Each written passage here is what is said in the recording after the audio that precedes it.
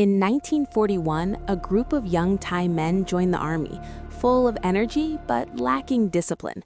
After their official photo, they sneak off to the pier, where Mok makes money letting them spy on a soldier in a private moment.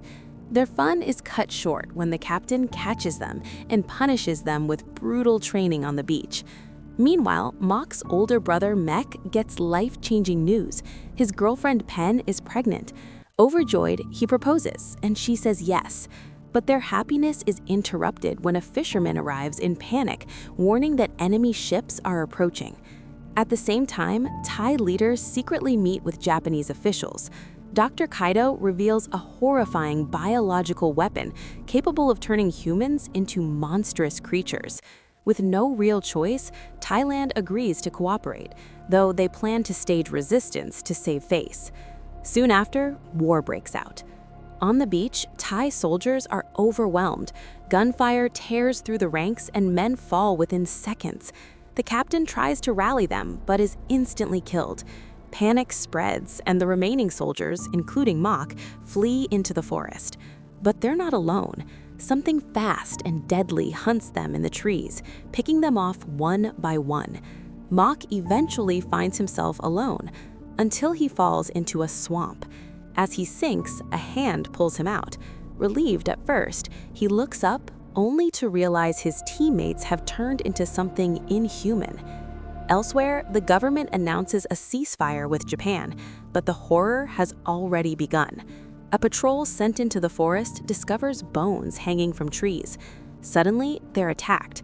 The creatures are shot down, but moments later, they rise again and slaughter the entire team. Back at base, civilians search desperately for their loved ones. Pen works as a nurse, trying to comfort others despite the growing fear. Mek enters the forest, searching for Mok, but finds only destruction. He discovers a trapped soldier who turns out to be one of the creatures. After a brutal struggle, Mek learns that fire is the only way to truly stop them, though it leaves him injured. Meanwhile, Mok awakens among the infected. Surrounded by death and silence, he watches a butterfly drifting through the air, calm, untouched. But inside him, something is shifting. He's no longer just a survivor, he's becoming one of them. Mok doesn't die. That's the worst part. The bite festers, spreads, rewrites him from the inside.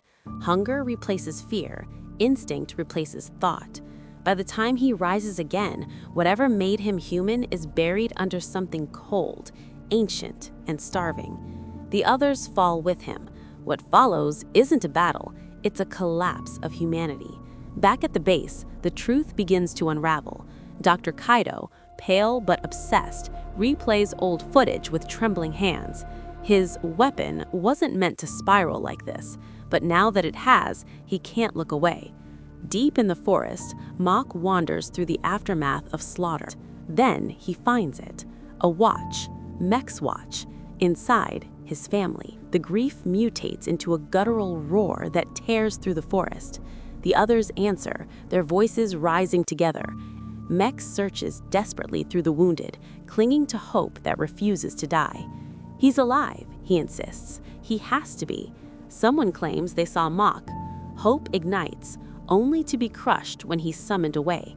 Duty over family, again.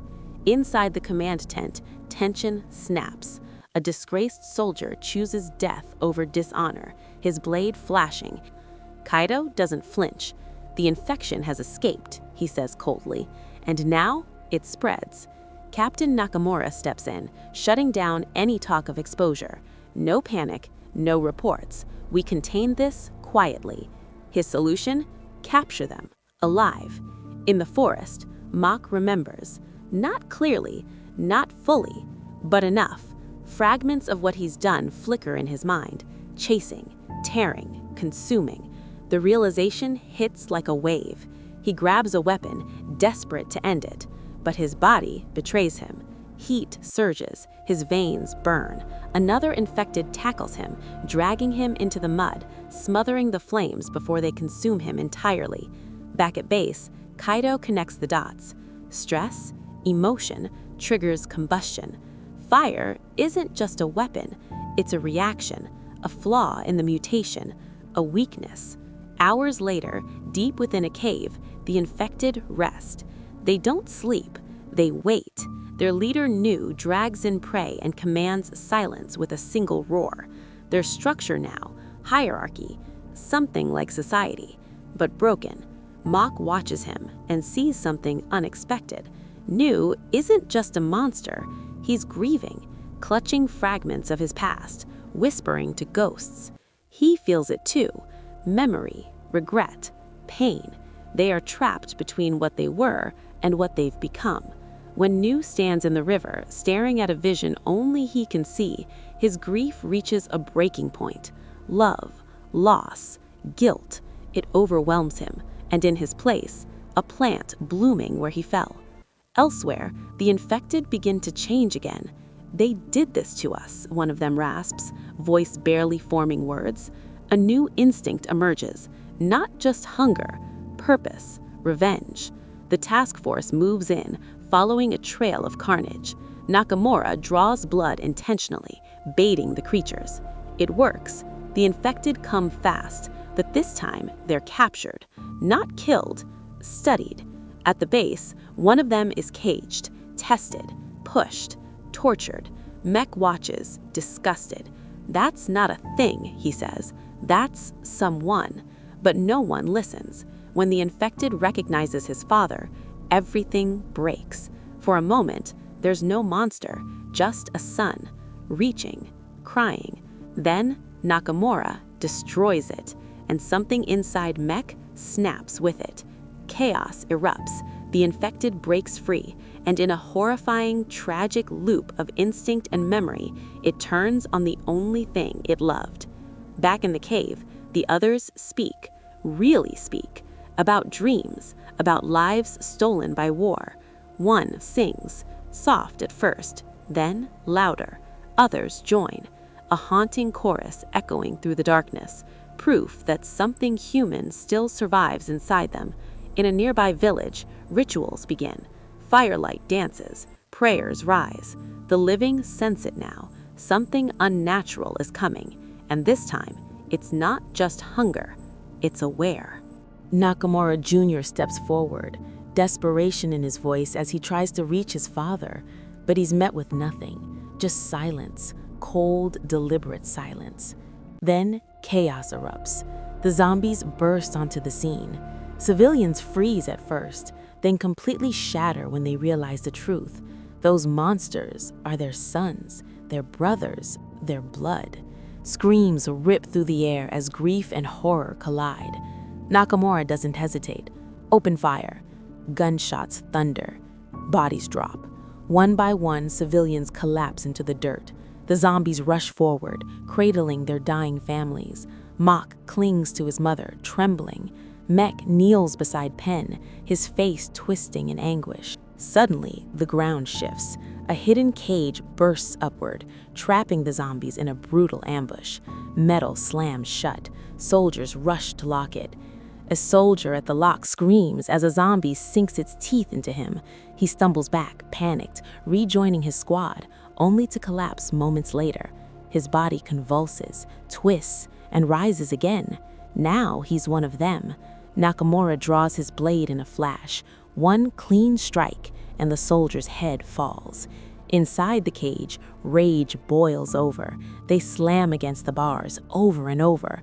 Then, crack. The lock breaks. Mech's strength tears their prison apart. The zombies pour out like a nightmare unleashed. Soldiers are overwhelmed instantly, bitten, dragged down, turned. Nakamura, horrified, hurls grenades. The explosions rip through the chaos, shredding a few, but most escape into the forest, and the nightmare spreads. Deep in the woods, Pen struggles to adjust to his new existence. Mech emerges, gripping a stolen sword, eyes turning pitch black. "I want revenge." His voice is no longer human. He rallies the others, but Mok hesitates. This isn't right. This isn't justice. It's madness.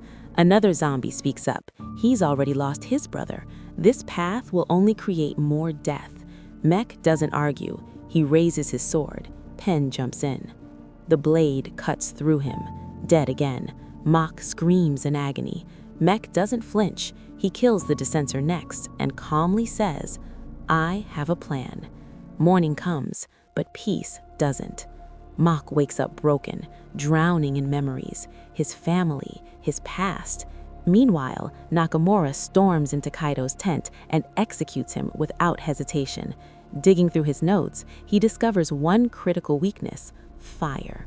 Moments later, armed with a flamethrower, Nakamura leads his remaining men into the forest. They track the zombies into a cave glowing with thousands of fireflies. For a moment, it's almost beautiful. Then the lights vanish. Darkness and death. The zombies strike from the shadows. Bullets tear through them, but it's useless. Soldiers are picked off one by one, dragged screaming into the dark. The flamethrower roars to life, forcing the zombies back, but it's not enough. They run, again. Cornered in a narrow passage, the soldiers make their last stand. It's a massacre. One by one, they fall, until only Nakamura remains. He runs, trips, lands in mud. Then he thinks. He smears it over his body, covers himself completely, becomes invisible. The zombies pass him. He waits, moves slowly, carefully. Almost free, a single firefly flickers to life and gives him away. They turn. Too late. He tries the flamethrower, but it's clogged with mud. They swarm him. Teeth tear into flesh, and Nakamura becomes one of them. Moments later, Mach arrives. The flamethrower lies abandoned. He picks it up. At the cave's entrance, he stands alone, blocking the exit. The zombies approach. Mach breaks down, crying out for his brother, his friends. His pain cuts through the madness. Mech freezes. His black eyes fade. For a moment, he remembers who he was. He salutes Mach and accepts what comes next. Flames erupt. Fire consumes everything. The newly turned soldiers stumble forward, only to be dragged into the inferno by Mech and the others.